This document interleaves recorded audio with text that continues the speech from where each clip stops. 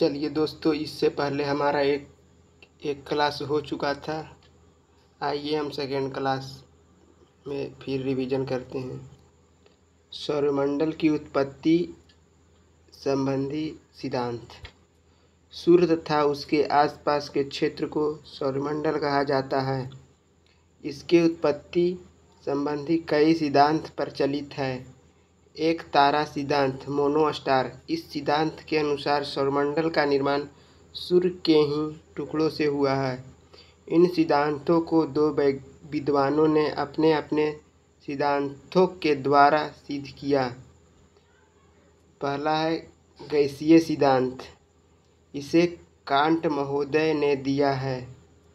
इसके अनुसार सूर्य के घूर्णन गति के कारण सूर्य के बाहरी परत अलग हो गया तथा ठंडा होकर ग्रहों का निर्माण कर लिया।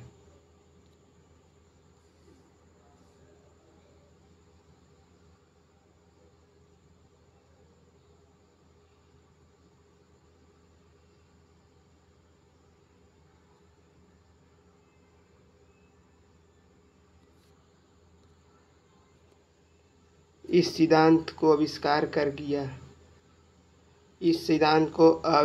कर दिया गया। दूसरा है निहारिका नेबुला सिद्धांत। इसे लाप्लास ने दिया। इसके अनुसार सूर्य की बाहरी परत ठंडी हो गई किंतु उसकी आंतरिक परत गर्म बनी रही, जिस कारण इसका बाहरी भाग टूटकर अलग हो गया और इस अलग हुए भाग से ग्रहों का निर्माण हुआ। इन सिद्धांतों को नकार दिया गया क्योंकि ग्रह की संरचना सूर्य की संरचना से भिन्न पाई गई।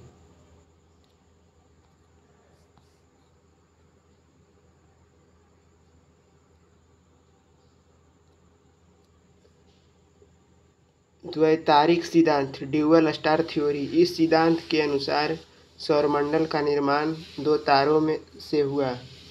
इस सिद्धांत को दो विद्वानों ने प्रमाणित किया। पहला है चेम्बरलिन। इसके अनुसार सूर्य के समीप एक विशाल तारा था जिसके गुरुत्वाकर्षण के कारण सूर्य का ऊपरी भाग टूटकर अलग हो गया, जिससे सौरमंडल का निर्माण हुआ।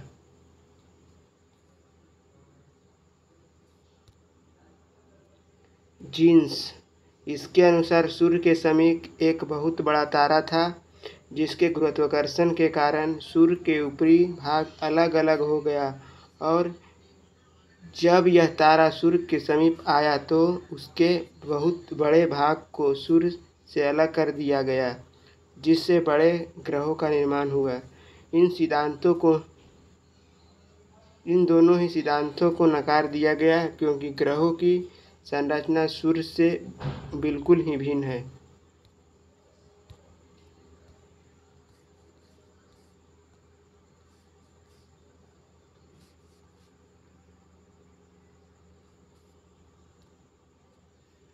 Double star theory. इस सिद्धांत के अनुसार सौरमंडल का निर्माण सूर्य के अतिरिक्त दो तारों से हुआ। इस सिद्धांत को लिलिटन ने दिया।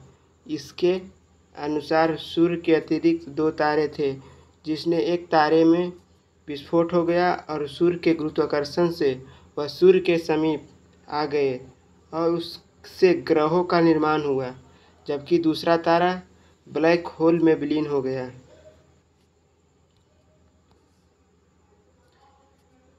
इस सिद्धांत को मान्यता प्राप्त है। वर्तमान में ग्रह का स्वरूप उस विस्फोट तारा के समान है।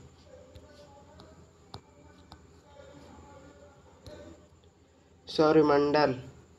सूर्य और उसके आसपास के ग्रह, उपग्रह, क्षुद्रग्रह, धूमकेतु, उल्कापिंड, उल्काओं के संयुक्त समूह तथा आकाशीय पिंडों के समूह को सौरमंडल, सोलर सिस्टम कहते हैं, जिसके केंद्र में सूर्य स्थित है।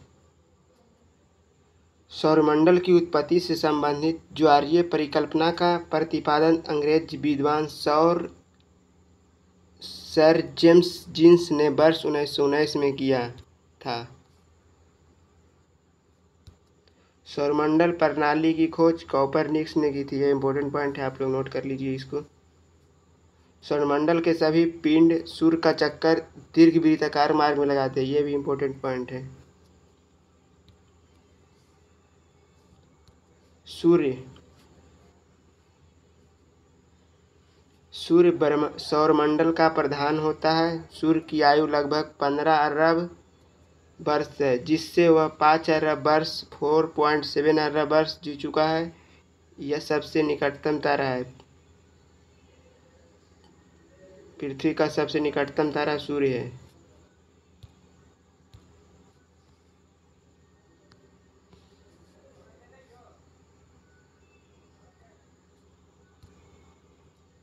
हमारी आकाशगंगा मंदाकिनी से लगभग 20,000 वर्ष की दूरी पर है। सूर्य हमारी आकाशगंगा के चारों ओर वामाव्रत एंटी क्लॉकवाइज में 250 किलोमीटर पर सेकेंड की गति से परिक्रमा करता है। हमारी आकाशगंगा के केंद्र की परिक्रमा करने में सूर्य को लगभग 25 करोड़ वर्ष लगते हैं, जिसे ब्रह्मांड वर्ष कहते हैं। इसका व्यास 13.92 लाख किलोमीटर है। सूर्य का प्रकाश पृथ्वी पर लगभग 8 मिनट 20 सेकेंड में पहुंचता है। ये एकदम इम्पोर्टेंट पॉइंट है, इसको आप लोग याद कर लीजिएगा। सूर्य में हाइड्रोजन का हीलियम में संलयन होता है और ईंधन प्लाज्मा अवस्था में रहता है। ये इम्पोर्टेंट पॉइंट है। सूर्य अपने अक्ष पर पूरब से पश्चिम की ओर घूमता है। इसकी घूर्णन अवधि भूमध्य रेखा से 25 पृथ्वी दिवस के बराबर है।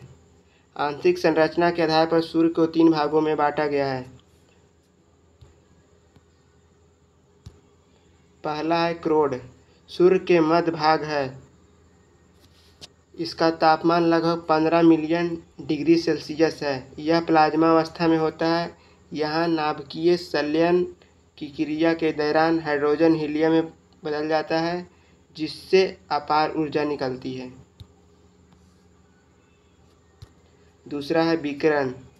कोर में हुए संलयन के फलस्वरूप कई प्रकार की किरणें विद्युत चुम्बकीय विकिरणों के रूप में निकलती है, जो रेडिएटिव जोन में दिखता है। इसमें एक्स-रे, वाई-रे, जी किरण तथा फोटोन पाए जाते हैं।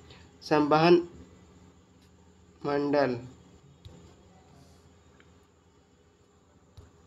इसमें H2 से बने सेल पाए जाते हैं, जो अंदर की ओर बड़े होते हैं तथा बाहर की ओर छोटे होते हैं, और इनकी बीच से ऊर्जा आगे संवहन होता है। सौर ज्वाला स्टार फ्रेम। जब कोर में बहुत अधिक ऊर्जा बन जाती है तो वह सूर्य की तीनों परतों को पार करके हाइड्रोजन H2 की कक्षा में पार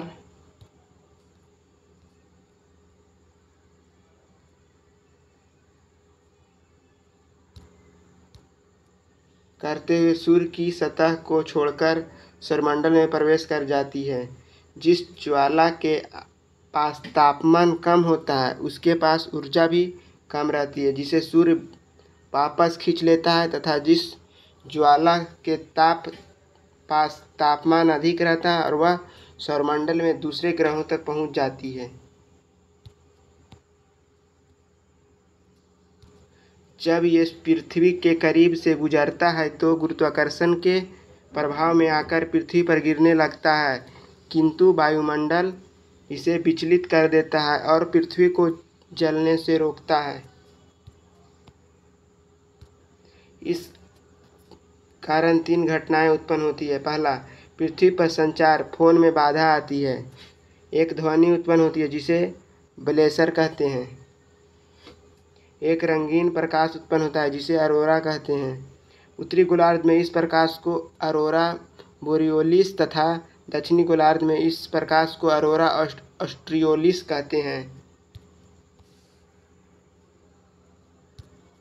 सौर कलंक सनस्पॉट। फोटोस्फीयर में ठंडे एवं काले धब्बों को सौर कलंक या धौर धब्बा कहते हैं तथा गर्म एवं प्रकाशित भाग को फैकुला कहा जाता है। सौर कलंक की सर्वप्रथम खोज गैलीलियो ने की थी। ये इम्पोर्टेंट पॉइंट है।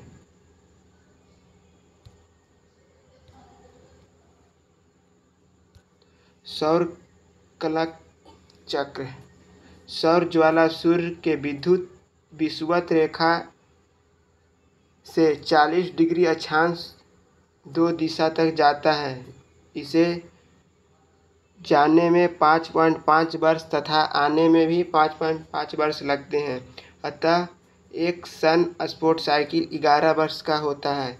2013 में 23 साइकिल पूरा हुआ था। वर्तमान में 24 साइकिल चल रहा है। एक साइकिल में 11 वर्ष में 100 सोलर स्पोर्ट होते हैं। चुंबकीय ताप मैग्नेटिक आर्क। जब सौर कलंक बनता है तो वहाँ की चुंबकीय क्षमता बढ़ जाती है। इस चुंबकीय किरणों को ध्रुव अपनी ओर खींच लेता है, जिसे मैग्नेटिक आर्क कहते हैं। चलिए आज यहीं तक, उसके बाद अगला क्लास कल हम लोग करेंगे। थैंक यू, धन्यवाद।